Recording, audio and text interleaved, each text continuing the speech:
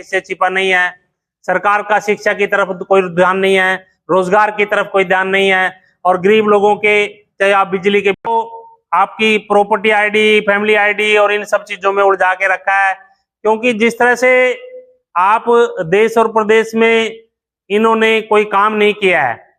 हरियाणा में कांग्रेस की सरकार आने पर 2 लाख युवाओं को रोजगार मिलेगा, नौकरियां मिलेंगी सरकारी, और किसान को उनकी उचित मूल्य मिलेगा, एमएसपी मिलेगी, मजदूर को राहत मिलेगी, शिक्षा पर ध्यान दिया जाएगा, बिजली का बिल कम होगा, 300 यूनिट तक बिजली माफ होगी, और अनेक योजनाएं हैं। चाहे आप बिजली की बात करो, चाहे आप सिलेंडर की बात करो, सिलेंडर का रेट 500 रुपये हो जाएगा। हो जाने की बात नहीं है, जहां आज कांग्रेस की सरकार चल रही है वहां पे 500 रुपए का रेट है, ये किसी से छुपी हुई बात नहीं है। तो आज देश और प्रदेश में जिस तरह से कांग्रेस पार्टी लगी हुई है, और हर कोने में हर किसान का, मजदूर का, व्यापारी का, सभी का साथ मिल रहा है, क्योंकि व्यापार भी इन्होंने एक तरह से ठप कर दिया है। और आज सब चाहते हैं कि कांग्रेस की सरकार आए।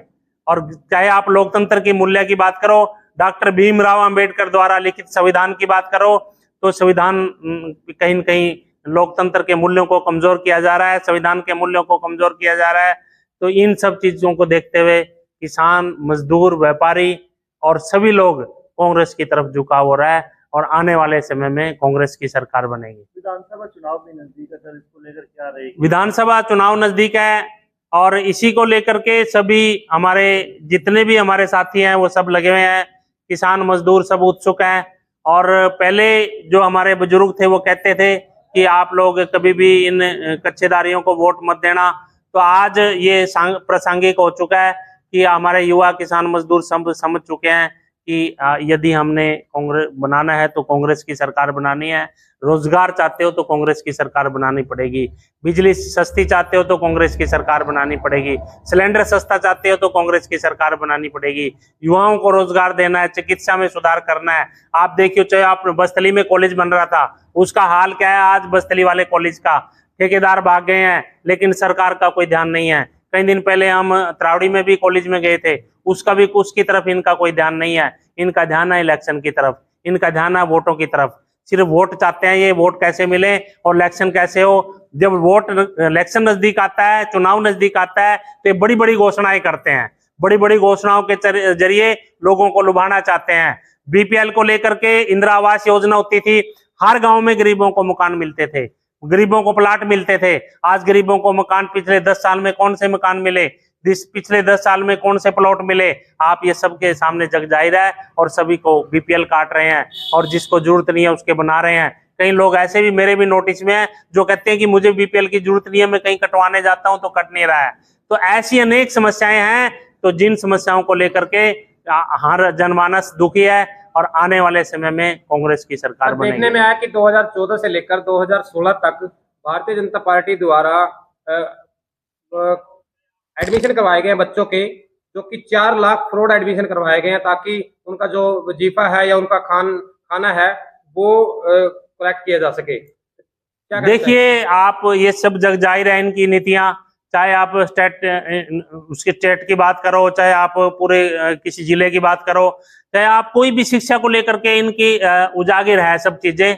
और नीट में किस तरह से पेपर लीक हो रहे हैं ये भी आप सबके सामने है।